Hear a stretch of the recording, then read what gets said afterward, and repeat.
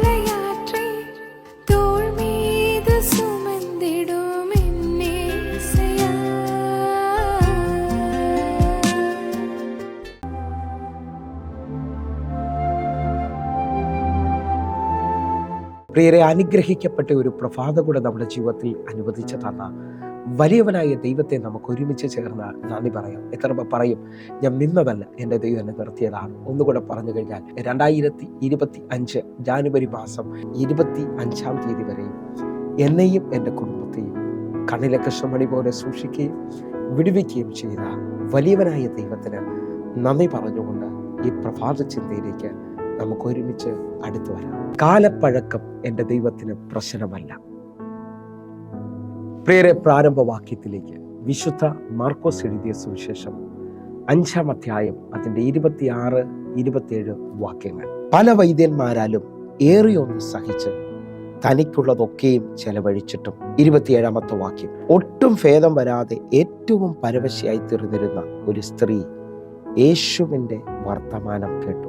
പ്രിയരെ, ഈ പ്രഭാതത്തിൽ ദൈവം നമ്മോട് ഇടപെട്ട അനുഗ്രഹിക്കപ്പെട്ട വചനത്തിനായി നമുക്ക് ഒരുമിച്ച് ചേർന്ന ദൈവത്തിന് നന്ദി പറയാം. ഈ പ്രഭാതത്തിൽ നാം ചിന്തിക്കുന്നത് കാലപ്പഴക്കം ദൈവത്തിന് പ്രശ്നമല്ല എന്നുള്ളതാണ്. ഇന്നും ഞാനും നിങ്ങളും വായിച്ചു കേട്ട വചനം നമുക്കെല്ലാവർക്കും സുപരിചിതമാണ്.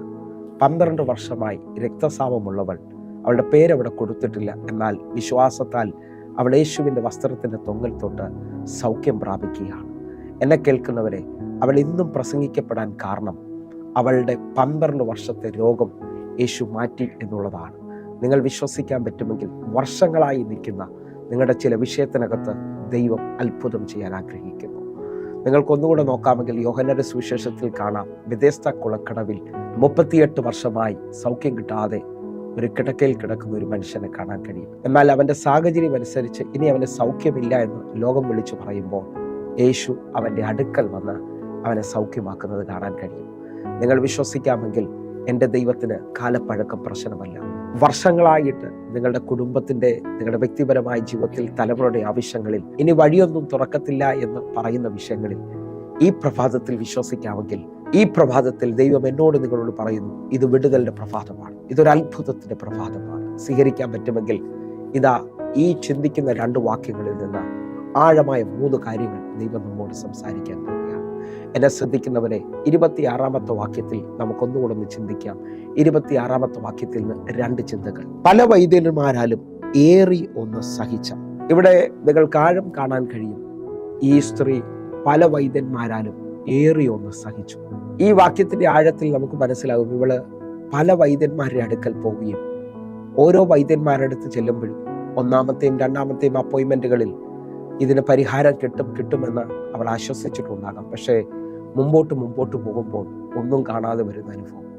ആ നിലയിൽ നിൽക്കുമ്പോൾ ഇതാ വചനം ശ്രദ്ധിക്കുന്നവർക്കറിയാം, ഇവൾ ഏറി ഒന്ന് സഹിച്ചു. ഒത്തിരി വൈദ്യന്മാരുടെ അടുത്ത് പോയി, പക്ഷെ ഇവളുടെ വിഷയത്തിനകത്ത് മറുപടി വന്നില്ല. നമ്മളോട് പലരോട് ചോദിച്ചാൽ ചിലവർ പറയുന്നത് ഞാനിങ്ങനെ കേട്ടിട്ടുണ്ട്, ഇനി കരയാൻ കണ്ണുനീരില്ല. ആ വിഷയത്തിനകത്ത് വല്ലാതെ തകർന്നു പോയിട്ടുണ്ട്. ഇന്ന് ഈ പ്രഭാതത്തിൽ പല വൈദ്യന്മാരാൽ ഏറിയൊന്ന് സഹിച്ചവർ, അവളുടെ ജീവിതത്തിൽ ദൈവം വിടുതൽ അയച്ചെങ്കിൽ നിങ്ങളുടെ ജീവിതത്തിനകത്തും ഉറപ്പായി ദൈവം വഴി തുറക്കും. രണ്ടാമത്തെ അവിടുത്തെ ആശയം എന്ന് പറയുന്നത് തനിക്കുള്ളതൊക്കെയും ചെലവഴിച്ചു. അവൾ ഓരോ പ്രാവശ്യവും ഓരോ ആശുപത്രികളിൽ അല്ലെങ്കിൽ വൈദ്യന്റെ അടുക്കൽ പോയി അവൾക്കുള്ളതെല്ലാം നഷ്ടപ്പെട്ടു. തനിക്കുള്ളതൊക്കെയും ചെലവഴിച്ചു. പക്ഷെ അവളുടെ വിഷയത്തിനകത്ത് വിടുതൽ വന്നിട്ടില്ല. ഈ സമയങ്ങളിൽ നമ്മൾ ആശുപത്രിയിൽ ചെന്നാൽ നമുക്കറിയാം, ഒരു ചെറിയ രോഗത്തിന് ചെന്നാലും ഒത്തിരി ടെസ്റ്റുകളും സ്കാനിങ്ങും അങ്ങനെയുള്ള ഒത്തിരി പ്രശ്നങ്ങളിലൂടെ ഇതാ പൈസ മുഴുവൻ നഷ്ടപ്പെട്ടു പോകുന്ന അനുഭവങ്ങൾ കാണാം. ഇതേപോലെ ഈ സ്ത്രീയോട് ചോദിച്ചാൽ അവൾ പറയും, എനിക്കുള്ളതെല്ലാം ഈ രോഗത്തിൻ്റെ അനുഭവത്തിൽ വിറ്റ് ചിലവഴിച്ചിട്ടും എനിക്ക് ഭേദം വന്നിട്ടില്ല. നിങ്ങൾ വിശ്വസിക്കുന്നവരാണെങ്കിൽ, ഒന്ന്, അവൾ ഒന്ന് സഹിച്ചവളാണ്. രണ്ട്, എല്ലാം ചെലവഴിച്ചവളാണ്. ഈ നിലയിൽ ആരെങ്കിലും എന്നെ ശ്രദ്ധിക്കുന്നുണ്ടെങ്കിൽ, എല്ലാം നോക്കിയിട്ടും ഒരു വിടുതൽ കണ്ടില്ല, എല്ലാം നഷ്ടപ്പെട്ടിട്ടും ഇന്നും കണ്ണുനീരിൻ്റെ അനുഭവത്തിലാണ്, ഇന്ന് നിങ്ങളുടെ പ്രഭാതമാണ്. ഇന്ന് നിങ്ങൾക്ക് വേണ്ടി ഒരു അത്ഭുതം കർത്താവ് ചെയ്യാൻ പോവുകയാണ്. ആരും സഹായിക്കാനില്ലാത്തവനെ ദൈവം സഹായിക്കും. എങ്കിൽ മൂന്നാമത്തെ ചിന്ത ആ 27-ാമത്തെ വാക്യമാണ്. നിങ്ങൾ ശ്രദ്ധിക്കണം. ഒട്ടും ഭേദം വരാതെ ഏറ്റവും പരവശയായി തീർന്ന ഒരു സ്ത്രീ യേശുവിൻ്റെ വർത്തമാനം കേട്ടു. അവിടെ ഇങ്ങനെ എഴുതിയിരിക്കുന്നത്, ഒട്ടും ഭേദം വരാതെ ഏറ്റവും പരവശയായി തീർന്ന സ്ത്രീ. അവളുടെ ഏറ്റവും പരവശയായി തീർന്നു എന്ന് അവിടെ എഴുതുമ്പോൾ അവളുടെ പ്രതീക്ഷകളെല്ലാം നഷ്ടപ്പെട്ടു. ഏറ്റവും പരവശയായിരിക്കുന്നു എന്നാണ് എഴുതിയിരിക്കുന്നത്. പ്രതീക്ഷകളെല്ലാം നഷ്ടപ്പെട്ടു പോയ അനുഭവം നിങ്ങളൊന്ന് പൂർണ്ണമായിട്ട് വിശ്വസിക്കാവൂ. എൻ്റെ യേശു ആർക്കും കടക്കാനല്ല. അവൻ്റെ അടുക്കലേക്ക് വന്നാൽ ഇന്ന് നിങ്ങളുടെ ജീവിതത്തിൽ ഒരു പുതുക്കം സംഭവിക്കും. നിങ്ങളുടെ ജീവിതത്തിനകത്ത് തീർന്നു എന്ന് പറയുന്ന എല്ലാ വിഷയത്തിനകത്തും എൻ്റെ കർത്താവ് വലിയൊരു അത്ഭുതം ചെയ്യാൻ പോവുകയാണ്. നിങ്ങൾ വിശ്വസിക്കാൻ പറ്റുമെങ്കിൽ പ്രതീക്ഷ നഷ്ടപ്പെട്ടു പോയി. ചിലർ വന്ന് പറയാറുണ്ട്, എൻ്റെ ജോലിയുടെ പ്രതീക്ഷ എല്ലാം പോയി പാസ്സേ, എൻ്റെ വിദ്യാഭ്യാസത്തിൻ്റെ പ്രതീക്ഷ നഷ്ടപ്പെട്ടു, എൻ്റെ കുടുംബജീവിതം പ്രതീക്ഷ നഷ്ടപ്പെട്ടു, ഹല്ലേലൂയ, എൻ്റെ ബിസിനസ്സിൻ്റെ പ്രതീക്ഷ നഷ്ടപ്പെട്ടു എന്ന് പറഞ്ഞാൽ ഇനി മാർഗമില്ല എന്നുള്ള അനുഭവത്തിലാണ്. പക്ഷേ ഇന്ന് ഈ മെസ്സേജ് കേട്ടുകൊണ്ടിരിക്കുന്ന നിങ്ങൾ വിശ്വാസത്തോടൊരു സ്റ്റെപ്പ് വയ്ക്കാമെങ്കിൽ, ഇന്ന് കർത്താവിനെ കുറിച്ച് നിങ്ങൾക്ക് ഉറപ്പുണ്ടെങ്കിൽ, നിങ്ങളുടെ ജീവിതത്തിൽ ഇതുവരെയും നടക്കാത്ത അത്ഭുതം എൻ്റെ കർത്താവ് ചെയ്യാം. കാരണം എൻ്റെ ദൈവത്തിന് കാലപ്പഴക്കം പ്രശ്നമല്ല. അത് മാസങ്ങൾ പഴക്കം ഉണ്ടാകാം, വർഷങ്ങൾ പഴക്കം ഉണ്ടാകാം. ഒന്നുകൂടെ നിങ്ങൾ വിശ്വസിക്കാൻ പറ്റുമെങ്കിൽ ഇന്നൊരു വിടുതൽ നിങ്ങൾ കാണാൻ പോവുകയാണ്. നമുക്കൊരുമിച്ച് ആ കണ്ണുകൾ നടച്ച് പൂർണ്ണ ഹൃദയത്തോടെ പ്രാർത്ഥിക്കാം. എല്ലാവരും എൻ്റെ കൂടെ പ്രാർത്ഥിക്കണമേ. നമ്മളെ സമാധാനിപ്പിക്കുന്ന, നമ്മളെ സ്വസ്ഥതയിലേക്ക് നടത്തുന്ന യേശുവിൻ്റെ രക്തത്തിൻ്റെ ശക്തി നമുക്ക് വേണ്ടി വ്യാപരിക്കാൻ പോവുകയാണ്. നമുക്ക് പൂർണ്ണമായിട്ട് വിശ്വസിക്കുകയും പ്രാർത്ഥിക്കുകയും ചെയ്യാം. കണ്ണുകൾ അടയ്ക്കാം. ഞങ്ങളെ സ്നേഹിക്കുന്ന ഞങ്ങളുടെ നല്ല കർത്താവേ, ഞങ്ങൾ ഈ പ്രഭാതത്തിൽ കേട്ടു, കാലപ്പഴക്കം ദൈവത്തിന് പ്രശ്നമല്ല. ഞങ്ങൾ അനുഭവിക്കുന്ന ഏത് വിഷയത്തിനകത്തും ഒരു മറുപടി ഈ പ്രഭാതത്തിനകത്ത് തരുന്നതിനായി സ്തോത്രം. യേശുവിൻ നാമത്തെ ഞങ്ങൾ പ്രാർത്ഥിക്കുന്നു. വലിയ അത്ഭുതം അങ്ങ് ചെയ്തതിനായി നന്ദി. യേശുവിൻ നാമത്തിൽ പ്രാർത്ഥിക്കുന്നു. കേൾക്കണം പിതാവേ. ആമേൻ, ആമേൻ. പ്രിയരെ, ഈ പ്രഭാത സന്ദേശം നിങ്ങൾക്ക് അനുഗ്രഹമാകുന്നുവെങ്കിൽ നമ്മുടെ യൂട്യൂബ് ചാനൽ സബ്സ്ക്രൈബ് ചെയ്യും, ഫേസ്ബുക്കിലേക്ക് നിങ്ങൾ ജോയിൻ ചെയ്യുകയും ചെയ്യണമെന്ന് ഓർപ്പിക്കുന്നു. എന്നെ കേൾക്കുന്നവരെ, എല്ലാ ദിവസവും ഇന്ത്യൻ സമയം 6 മണിക്ക് നമുക്ക് സൂമിൽ ആരാധനയുണ്ട്. നിങ്ങളും കടന്നു വരണമെന്ന് ഓർപ്പിക്കുന്നു. ദൈവത്തിൻ്റെ വലിയ കാര്യം കാണുവാനായിട്ട് കർത്താവ് നിങ്ങളെ അനുഗ്രഹിക്കട്ടെ. അടുത്ത ദിവസം കാണും വരെയും ദൈവം നിങ്ങളെ സൂക്ഷിക്കുമാറാകട്ടെ. God bless you. ആമേൻ, ആമേൻ.